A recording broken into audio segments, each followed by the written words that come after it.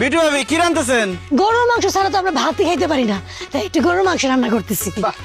আমাকে বাকি টাকা না দিয়ে বিউটি ভাবি গরুর মাংস রান্না করে খাইতেছে। তো বিউটি ভাবির বাকি কত পড়ছে দেখি? বিউটি ভাবি 12,320। ওঠা। এই উঠা মানে খবরদার আমার কাছে আসবি না, আমার বিয়ে হয়েছে, আমার জামাই আছে কিন্তু। এই আপনার কেন উড়াইতেছে? আমি কি আপনার উড়াইতে পারবো? বাইক হয়েছে গরুর মাংস উড়াইতে।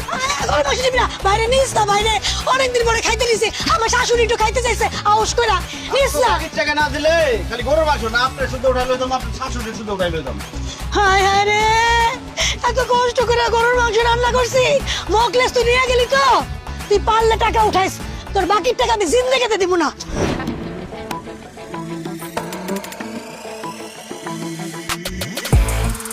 কিরে মুকলেস, জিনিসপত্র সবকিছু নিয়ে কি এলাকা ছেড়ে চলে যেতেছিস নাকি? বাকির টাকা উঠাইতেছি, যে যে বাকির টাকা না দিতেছে তার ঘরের থেকে সব জিনিসপত্র লই যাচ্ছি। ঠিক আছে উঠা উঠা। এই খারা খারা খারা, এই ওর কাছে কয় টাকা পাই? 5,500। কয় টাকা দে? আমার কাছে তো টাকা নাই এখন। এই আর মোবাইল উঠা। হ্যাঁ বেটা কি কস? এই ধর ধর ধর।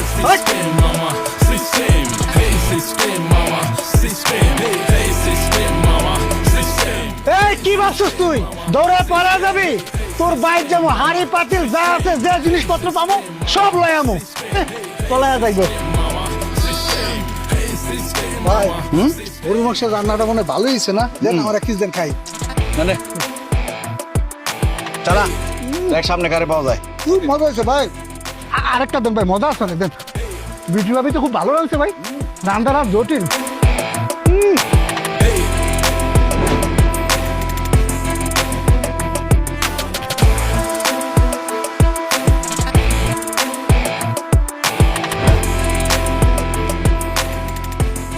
হানিফ, তাহলে কত টাকা কালেকশন হইলো? ভাই আপনার দোকান থেকে মানুষ মোট বাকি নিছে 3,70,000 টাকা, আর নগদ কালেকশন করছি আমি 9,012 টাকা। আর সাইকেল, ছাগল, চেয়ার, টেবিল, হাড়ি পাতিল, টিভি, হাঁস মুরগি এগুলা যে নিয়ে আইছি সব যদি বেশি তাহলে কত 50-60,000 টাকা বেচতে পারবো। হায় হায়, এতগুলা টাকা যে তাইলে বাকি আছে, এই টাকাগুলো কেমনে উঠাইবা? খুব সহজ, এখন একটা হালখাতা দিমু, সবাই আমার বাড়িতে এসে হালখাতা খাইবো, তখন সব টাকা দিয়ে দেবো শ্বশুর করে। এসব তুমি কি কও?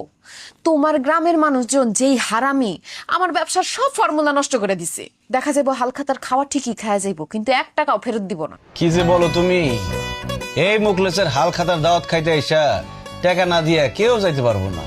আমার হালখাতার মধ্যে থাকবে একটা বিশেষ আকর্ষণ, ওই আকর্ষণের মধ্যে এসে সবাই টাকা দিয়ে দেখবো। তাছাড়া হালখাতার মধ্যে থাকবো স্পেশাল কাচ্চি বিরিয়ানি আর মিষ্টি।